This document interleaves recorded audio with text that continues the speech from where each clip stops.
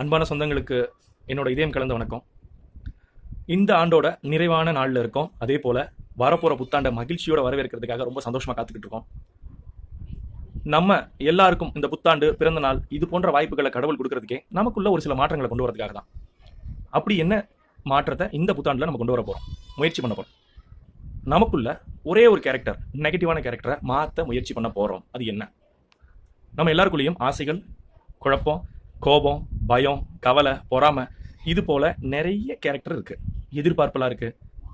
அந்த மாதிரி கேரக்டரை நம்ம எப்படி சரி பண்ணிக்கிற போறோம்? ஏதாவது ஒரு விஷயத்தை முடிவெடுத்து இந்த கேரக்டரை இந்த வருஷம் நான் சரி பண்ணிக்கிற போறேன் அப்படின்னு சொல்லி இன்னைக்கே நம்ம அதை பிரேயர்ல வைக்க போறோம். நம்ம கடவுள்கிட்ட பிரேயர்ல வச்சு நம்ம அதுக்கான முயற்சியில் இறங்க போறோம். கடவுள்கிட்ட ஒரு பிரேயர் பண்ணும்போதே கடவுள் நமக்காக நிறைய டெஸ்ட் வைக்க ஆரம்பிப்பார், அதுக்கான சோதனைகள் கொடுக்க ஆரம்பிப்பார்.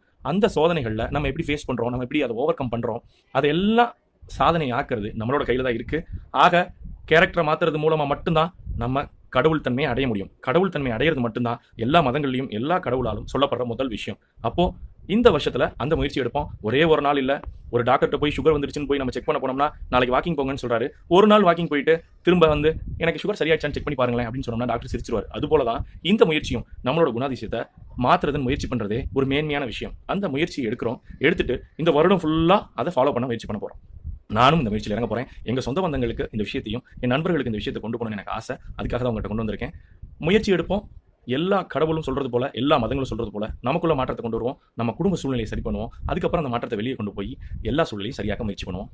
நன்றி.